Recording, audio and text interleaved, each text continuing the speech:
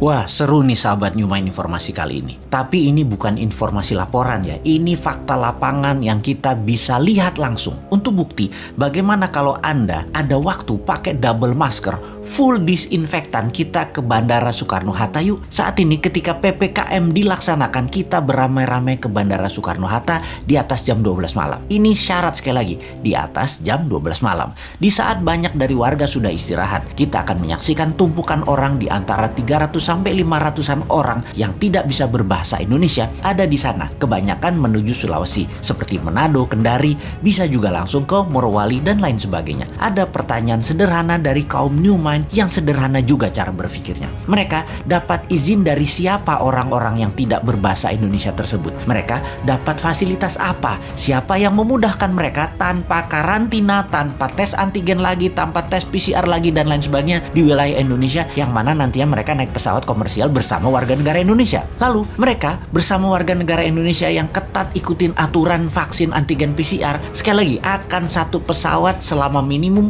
2 jam ke depannya. Oke, maaf, mungkin pertanyaannya terlalu panjang. Kita sederhanakan. Wahai Pak Pejabat yang terhormat, agar lebih sederhana dan mudah difahami, kami yakin Anda sangat sibuk urus pekerjaan Anda sehingga kami harus berbahasa sederhana. Sesederhana kalian pejabat berpikir untuk kepentingan jabatan. Kami mau bertanya, mengapa ada banyak orang di masa pembatasan PPKM, orang ini orang asing, tempat berasalnya virus yang tanpa karantina, sebagaimana layaknya negeri lain melindungi bangsanya dan negaranya dari virus import ini, langsung dari Tiongkok, langsung transit dan menuju Manado. Kok bisa langsung transit dan menuju Manado, Morowali, Kendari, tidak di antigen lagi, tidak di PCR sekali lagi untuk dicek, atau bahkan dikarantina dengan tanggungan biaya mereka masing-masing sendiri, atau bohirnya deh, atau yang mengizinkan yang membiayai. Lupa, yang mengizinkan kan pejabat yang berkuasa. Kalau dia yang membiayai pakai uang APBN, wah salah nih. Jangan yang kasih izin yang membiayai. Yang membiayai adalah mereka yang memberikan pekerjaan. Kita minta biaya dari perusahaan yang kasih pekerjaan ke mereka yang tidak bisa berbahasa Indonesia tersebut. Oke.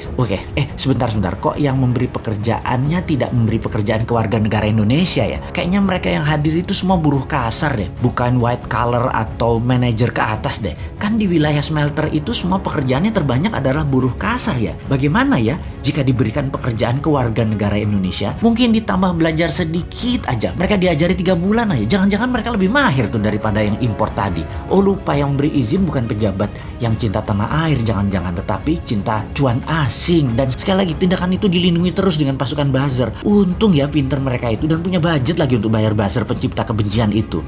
Satu lagi baru ingat, ada pakai duit yuan di situ, harus dibayar ke warga Tiongkok supaya yuannya nggak kemana-mana. Jadi warga negara Indonesia dapat apa sebenarnya? Sudah tanah airnya dikeduk, duitnya nggak dapat, warganya nggak dibikin pinter, pekerjaan nggak dapat, lalu kita dapat apa? Lupa, kita dapat juga, yaitu kita dapat tai sama kencing orang yang tidak bisa berbahasa Indonesia itu. Mantap. Kan bukan tanah air mereka, ngapain kasih cuan, kasih tai aja pantasnya. Selamat, sekali lagi selamat aja. Hanya mengingatkan kalian itu menjabat karena dipercaya dan masih panjang 3 tahun lagi. Monggo silahkan berbuat semau kalian. Tapi ngomong-ngomong hal begini, kita ini curhatnya harusnya kemana ya? Ini laporan ini ke siapa ya? Tempat kita bertanya dan ada jawaban yang benar, bukan jawaban narasi buzzer yang kita dapat. Atau bagaimana kalau kita tanya aja kepada mereka calon presiden 2024 yang berjajar panjang, mereka bisa nggak berbuat sesuatu atau setidaknya menunjukkan kapasitas mereka calon pemimpin 2024? Lupa, semuanya bagian dari pejabat pemerintah pusat dan daerah yang menyetujui dan mendukung tenaga kerja asing. Ya, jadi kemana dong? Masa ke Bosman lagi? Bosman kan wong bodong, aku pinter.